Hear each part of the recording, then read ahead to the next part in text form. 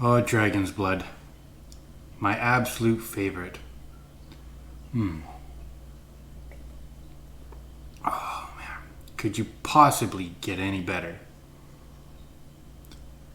You're darn tootin' it, Ken. And that's exactly what we're doing today.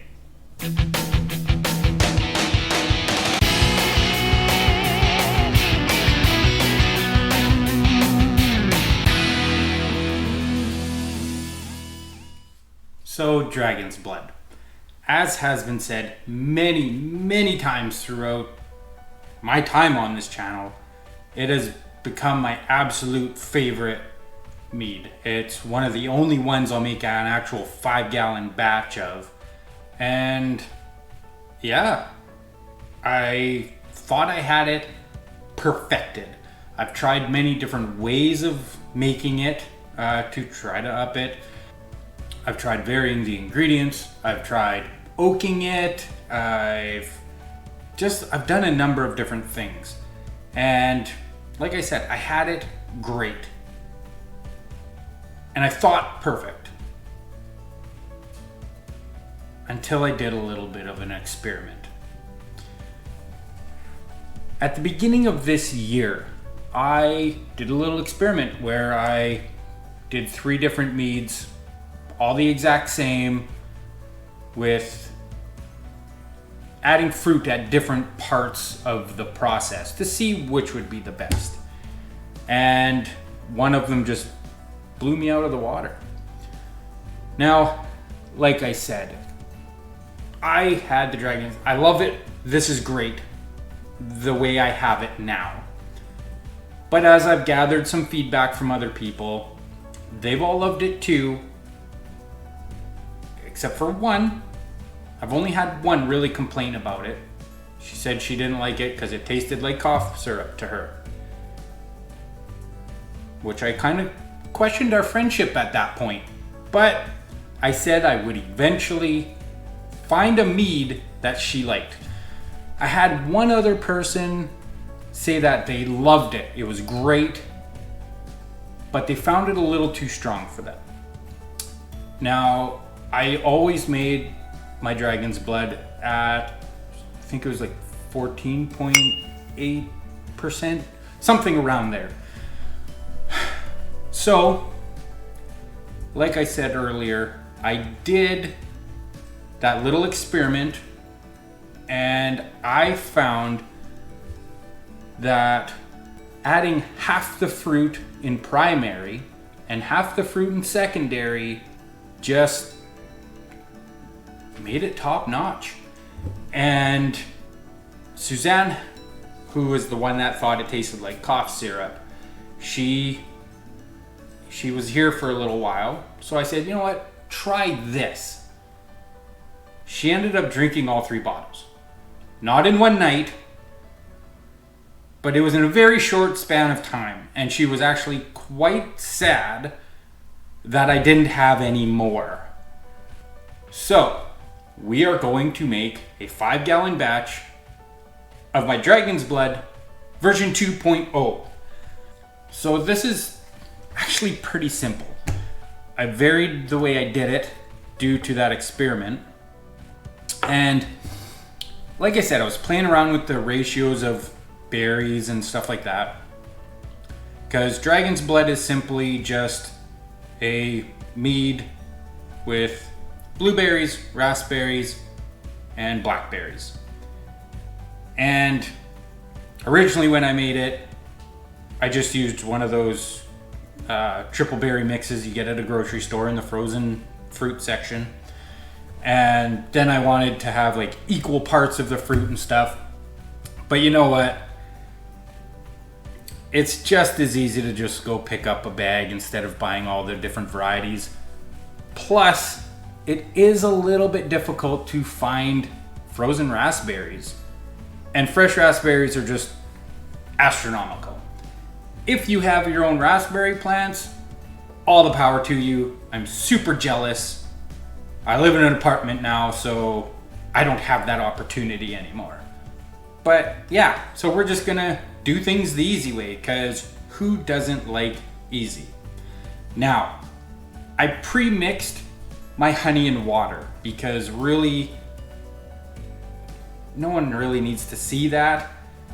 I'll explain the process to you. I simply went with, what I ended up with was 12.5 pounds of honey and water up to about 5 gallons. It's actually a little bit less because when I add the fruit, there's going to be a little bit of fruit juice and the displacement of the fruit will bring it up. But I have it at the starting gravity that I want it to be at, which is 1.078. Normally when I make this, the yeast eats right through that. Usually, well, not usually, it always dropped it down to about 0.992, which would give us an ABV of about 11.5%, 12%, which is, so how I started this to get the right ABV, it takes a little bit of finagling. I added 8 pounds first, filled the jug up half with water, gave that a good mix, filled it up with more water, took a gravity reading, and then I added another 2 pounds of honey, gave it a mix, still wasn't at the gravity that I wanted, added another 1.5 pounds, gave it a mix, checked it, still not, added another pound, which brings us to 12.5 pounds of honey. And now it's exactly where I want it. Which is also why I didn't really record that, because I didn't think you guys would care to watch me sitting there going, taking a pile of gravity readings.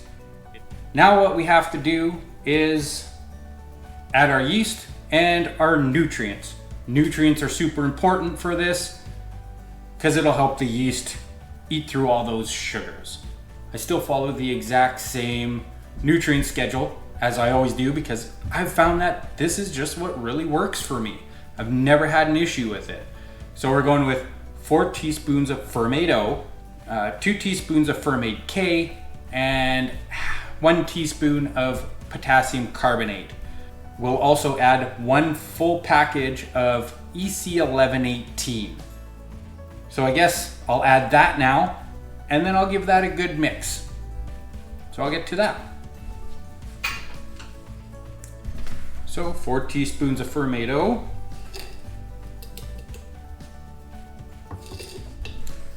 2 teaspoons of Fermate K,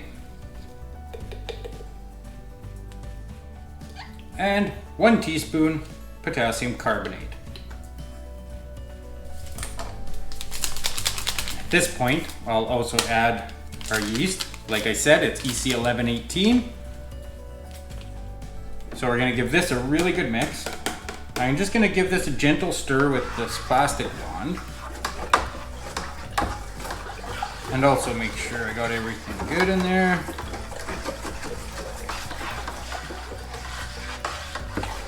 And to save a ton of time, because you want to incorporate a lot of air into this, that will also help the yeast do their thing. Where's my drill?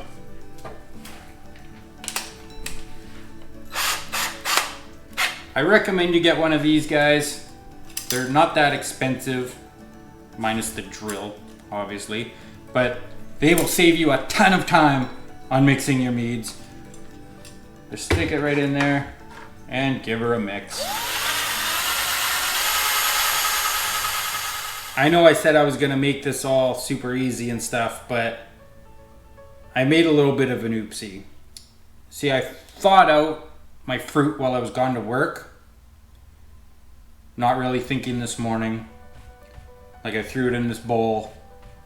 Normally I throw it in these bags and do it when it's frozen and then put it in the bucket, because then you can just plop it right in there. But I didn't do that.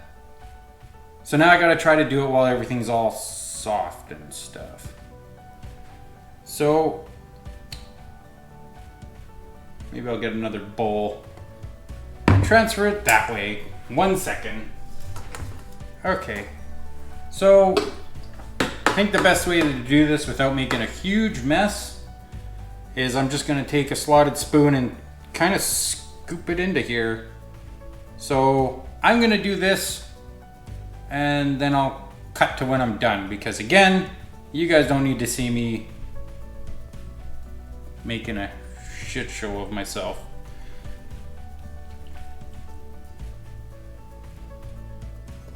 So everything's ready to go now. I just have to add my fruit. And like I said, I'm going with half the fruit in primary, half in secondary. So for now, we're only going to be adding about 6 pounds, 8 ounces of fruit. So I'm going to plop this in. Nice and simple. Pour all that wonderful juice in there too. Like so. And then I'm going to give this just a gentle stir.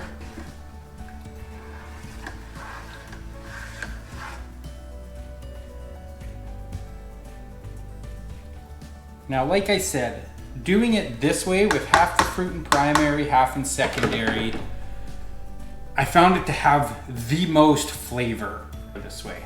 So this is basically it. It's done. So I'm gonna slap a lid on this right now.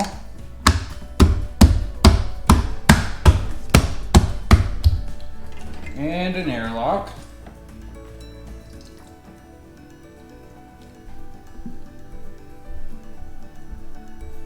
So there we go. Dragon's blood is like, it's super simple and it's delicious. So now all I'm going to do is basically just put it off to the side. On day 2, I will be adding another 4 teaspoons of fermento and mix that in. Day 4, I'll add another 4 teaspoons of fermento. Again, this just helps the yeast do their thing. It just provides the nutrients they need. And then after that, I'm just gonna leave it. Once it's fermented out, at that point, I will be racking it off of the lees and transferring it into another bucket. Then I will take my next 3 kilograms or 6.5 pounds of fruit and I'll put that in, and then I'll just let it sit on it for about another month. This dragon's blood, I've found once it's done its thing, it's ready to go, you can drink it as soon as you bottle it. It is fantastic. And obviously, the longer it goes, the better it gets. This is the great thing about mead, is you can make some kind of crazy concoction, try it, and you can always improve on it. There's always little things you can try to just bring it to the next level. Like I said, I made it originally like this with just the frozen bag of fruit, and then I went to individually doing the fruit. Now I'm doing it this way because it was easy and delicious. You couldn't really taste the difference. And I probably won't be oaking this because honestly there's just no real need for it. Maybe I'll set a gallon off to the side. I'll try oaking it. What do you guys think? Should I try oaking maybe a gallon of this at the end?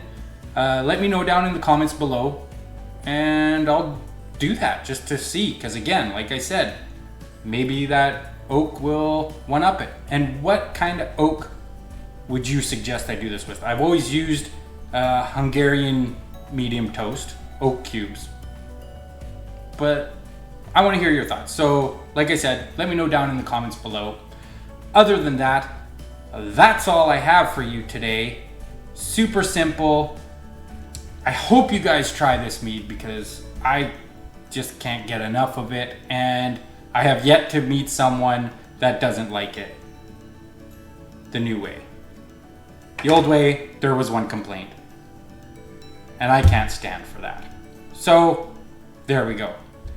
Other than that, I hope you have a great day. Happy brewing, and cheers, my friends.